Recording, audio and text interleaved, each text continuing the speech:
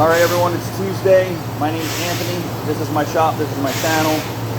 And can you guess what I'm doing? Only guys who cut rotors and drums know what I'm doing. Not necessarily drums, but I do that on brake drums. I'm actually machining Nissan GTR rotors. This was a carry-in. I did advise the customer that you should just buy new rotors. Meaning you buy that caliber of car, you should just buy new rotors. It's unfortunate that you're going to spend, I don't know, $3,000 for rotors. That's the way it goes. So this is what he carried in. So you can buy new rotor surfaces and just put them back on the hats. Even at that, the lowest rotor I could find was $500. Just the rotor, not including the hat.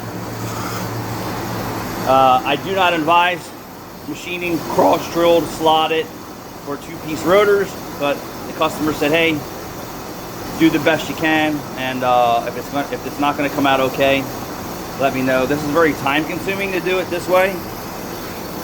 You have to make such light cuts with sharp blades to get the right micro finish. So you see that finish there?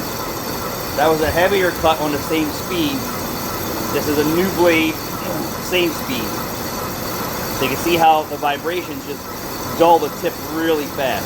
So this is the same feed rate with a sharp bit less cut. Same feed rate here, heavier cut, and you can see what the vibrations do to the rotor surface. The micro finish is just a disaster. Here, this is acceptable here for me. So I'm doing one side at a time to achieve this. I did advise him that this should go to machine shop and be ground, not cut. But hey, I can only advise the right things to do. This is what he wanted to do.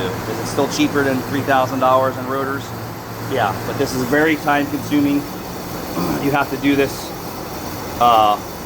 light cuts, multiple passes, and then what you're seeing here on my fingers is I'm dragging my fingers on there, absorbing even more vibrations.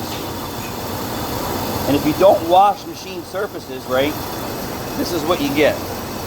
So that's all powdered metal fines that if you don't wash your rotors after machining, that's what your brake pads are trying to stop on. You don't want it to stop on that. So we'll let this completely pass. You can hear it's very quiet. And it's probably going to chatter a little bit as it gets towards the end.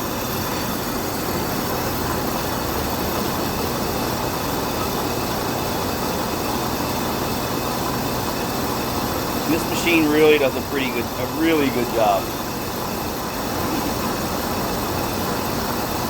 Now, not only do I have to do the same procedure, finish it on this side, I have to do it to the other side. And you can see the chatter marks all over the place.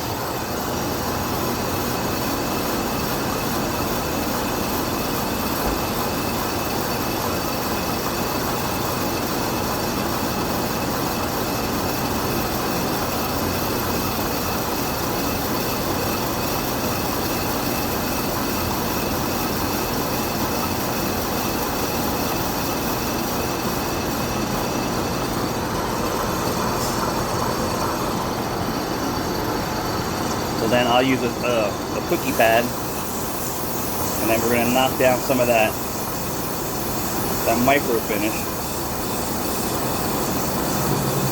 going in different directions.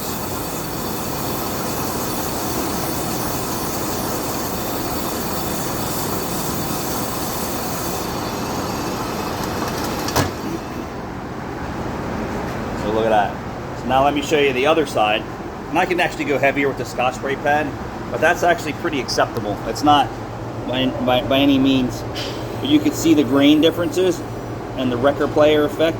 What happens is the brake pad's going to ride over top of all those highs and lows, and there are variations in thickness, which leads to poor stopping power, and it would take forever for the pads and rotors to bed in. Not only that the pad will actually start to follow that. It'll follow that record player and could click as it's braking. So I'm going to fix that side up, and then I only have 3 more to do. Thanks for watching.